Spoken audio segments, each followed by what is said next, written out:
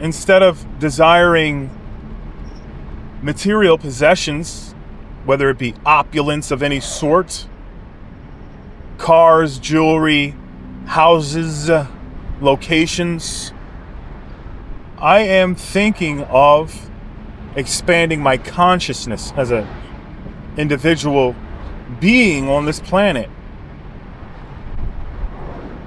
So my fixation has shifted toward the metaphysical more than the tangible illusions of the world, basically. Because if you think about all the different kinds of systems and matrices and illusions and smokescreens of the world, it's all a big facade. Like, let's just look at a material possession like a Louis Vuitton purse, for example. Do you think it's really worth the amount that they sell it for, or is that a scam? Same thing with any high luxury brand that is hundreds of thousands of hours of regular manual labor is the cost of the item. So if you think about it like this, would you rather have a Rolex watch? Just a little trinket, that's all it is. It's a nice looking trinket. Nice, shiny, deceptive trinket. Or would you rather have hundreds of thousands of hours of manpower labor at your disposal? And people see the watch shining and glistening and they choose the watch instead of the manpower, the sweat equity. And see, that's why so many people are in the predicament that we're in, because it's not just a watch. That watch could be any kind of ideology that you've been sold on. Anything. A lifestyle that you've been sold on. An SP, specific person you've been sold on. Why? Why do you want that specific person? There were these videos of manifesting a specific person. Why? Why do you want that specific person? Is there nobody else that you can get along with and have a good relationship with in this planet or on this planet? Stop playing. People have their priorities messed up because they're living in an illusion of what is in front of their faces. They don't see anything outside of that. It's like the book Flatland.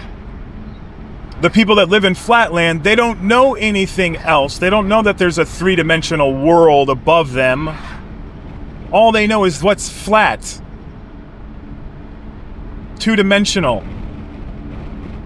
Because that's all they've ever seen. Human beings really like to live inside of a box because that's all they know. But if they knew what was outside of Plato's cave, they would be surprised by the magnificence of it all. And everybody else that's in the cave wants to stay inside the cave, and they want to look at the shadows on the wall and talk about all the shadows on the wall, the New York Knicks, the boxing matches and the UFC events. Oh, look at this, look at that, look what he said, look what she said, look what 50 Cent's doing, look what Adrian Broner's doing. Those are all shadows on the cave wall of the internet.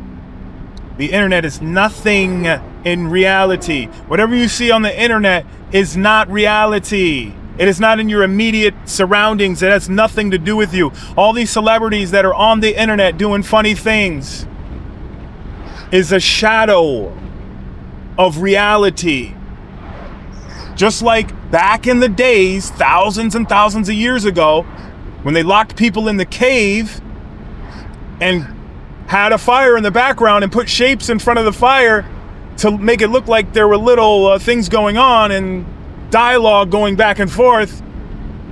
Those slaves in the cave, so to speak, were talking about the little shapes and the silhouettes on the cave wall like they were real. And that's what we do with celebrities today, on the internet or on the television screen. None of that shit is real. And I say that's what we do because I do it too. I'm not some, like, every time I talk on these videos, sometimes in the back of my mind, I'm like thinking, people are going to think I'm like on some moral high ground and I don't do any of this stuff. I don't talk about boxing and UFC fights. Yes, I do. I grew up boxing. I love the sweet science. I love the chess match of it all. But you gotta really take a step back sometimes and say, what are we doing, man? How much time am I gonna waste on these fucking celebrities? Especially when they're doing silly shit that's irrelevant to my life. I just think there should be certain seasons in life where you take back control of your time and your attention in life so that you can buckle down and make some real shit happen. Because when you look back at your life years later and you start wishing the shit that you should have done or would have done, that is such a nightmare, in my opinion. In my unhumble and not so humble opinion, and my humble opinion as well, it just comes down to how much regret you want to have later in your life. You know, do you want to live in the cave? How long do you want to stay in that cave before you come outside and see all the beautiful nature all around you? The magnificent potential that is all around you. But you can never do it if you stay in the cave. Man, people are in the cave scrolling on the phone. Scrolling in a dark room. That's the cave. Get outside, man. Pretend it's 1985. Go outside and just start digging into the earth. Plant a seed in the earth. Learn how that grows. Really experience how a fruit or a vegetable will grow when you put time and effort into it. And then you can understand how your desires or your intentions grow when you nurture them. You put them into the ground and you nurture them just like a seed, any other seed you would nurture. You take care of it. You don't neglect it and let it shrivel away. You don't let the squirrels eat it. No, you look out for it. And if you have a dream, a goal, or a desire, you look out for it. Because there's going to be pests, critters, that are going to come to try to chop it down and chew it. Little rabbits and squirrels and all kinds of other creatures that are going to try to tear down your tomato plants and tear down your little saplings, your little thoughts, saplings, your intentions. See, it starts off as a thought, and a thought is really, people say, oh, thinking positive is not taking massive action. Well, you got to understand this, man. A thought is a micro action. It's a small action. Because anything that you think in the mind, you partially have done.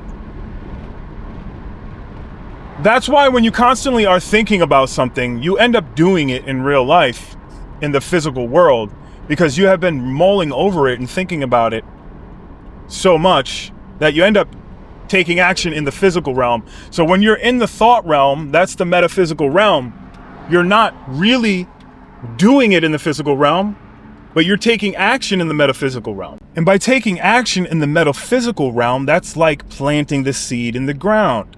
When you begin to water it constantly, you're starting to take action in the physical realm. You're tending to it. But it all starts with a thought. The seed is the thought. You got to also control the real estate of your mind. Your mind has only a certain amount of attention that it can hold. Like, your attention can run out. Your time and attention will run out. And if you're wasting it on rumination, not all negative thoughts are bad, but the most destructive thoughts are the ones of self-sabotage, the ones of jealousy or envy, the ones of where you're ruminating on how you're not good enough or you're just not believing in yourself. Shit like that is the poison that enters the mind. And it's those most self-destructive thoughts that are like toxicity to the system. They're toxic the same way soy lecithin or maltodextrin or hydrogenated oils and soy, corn oil and all that stuff is terrible for your arterial wall. The same way, it'll break down your thought process. It'll break down your psyche. And you have to protect that. You have to nourish that. And so with changing the diet of the body and the diet of the mind, you'll notice your thoughts and what you say is more productive, more enlightening, and more uplifting to others and yourself. Because the same way you exercise the body, you got to exercise the mind. So you have dumbbells that you exercise your arms with. What are the dumbbells for the mind? Is it reading? Yeah. Choose carefully about what you read. Choose carefully about what you do watch on the internet. And this is one thing I've been watching out for the past, 3 or 4 days with social media. I haven't clipped it completely. But when I go on there and I notice that I see something that is full of degeneracy, I click off it right away and put the phone down quick. Because what I was noticing is I was feeding into and watching like fights in public or, people arguing and silly shit. I noticed I was getting caught up into that. Like what? And then asking myself, why the hell am I watching this? And it's because it's meant, that's why it's there. That's why it's pushed to so many people, is because it's good at getting your attention and locking it on there. Like another thing was, police pulling people over and being dicks. Or people like giving the business to the police, like basically, verbally manhandling the cops and telling them their rights. And then it goes both ways. Then the cops want to be bullies, and it's just an endless slew of nonsense. And I'm like, why am I jacking my energy up? This is like I'm getting my cortisol up as if I'm in a confrontation with the officer. Like, wait a minute. No. I have to safeguard the contents of my mind right now. So we're putting that shit away. I'm picking up a book. And I think in this day and age, people don't pick up a book enough. People don't read enough. People don't have an eclectic personality. Like, years ago, I could imagine that most people, before TV and radio, people just read ferociously. They consumed whatever. Like, reading must have been like watching soap operas or something like that. But now, you have every kind of bells and whistles, and you have all kinds of things that you could just distract yourself with. And it's amazing. It's amazing. It is made to capture your attention. It's damn good at it, man. It is damn good at it. People can't even sit through a 10, 20-minute video. They have to have short, flashy TikTok videos, man. They have to have TikTok brain in this society, and they can't even read a book, man. They can't. So I would say like this, man, challenge your mind at least a little bit. If you're used to watching tiny little TikTok videos that are flashy all up in your face, and I know that a lot of people aren't like a lot of the young people, we try to make it hard on them. Yeah, that's what Gen Z does, and that's what I think a lot of Gen Z is actually really intelligent. Not all of them are the same, just like not all boomers are the same. You see this infighting on the internet between human beings, to where these human beings will marginalize each other based on when they were born. Like, they will call people boomer as a derogatory term, and vice versa, Gen Z or whatever, Gen X. And it's like this, man. At the end of the day, everybody's an individual. Everybody's their own unique human. And if you feed into this sports mentality, us versus them, red versus blue, Knicks versus Celtics, you get caught up in this tribalism, this phony tribalism, because you're not in a real tribe. You're in a tribe that has been constructed for you, not by you, but it's for you, so that it can consume your time and it can consume your energy. You see what the people did in New York. They turned New York upside down over when a basketball game being won in their city, but they won't turn New York upside down, or Washington D.C. upside down, or Epstein Island upside down. They won't do that. And you got to sit back and ask yourself, why? Why is that? Like, what has happened to where we can't create our own tribes and have our own movements? Why do our movements have to be chosen for us? Why do our protests have to be chosen for us by the people that are on the news?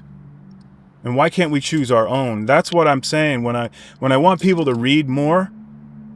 It's because you need to go down rabbit holes. You need to do research, and you need to find what's true for you. And you also, people lack discernment. And they lack discernment because they don't have the knowledge. They're not intaking knowledge. See, the older you get, you stop learning. You think something in you maybe thinks that you know everything already, and you stop learning. And that's when you start to get old. So continue to learn and to continue to put pieces to the puzzle together. And you got to have the energy to do it. And the only way you're going to have the energy to do it is if you feed your mind the right things and you feed your body the right things. And that's it. I'm out.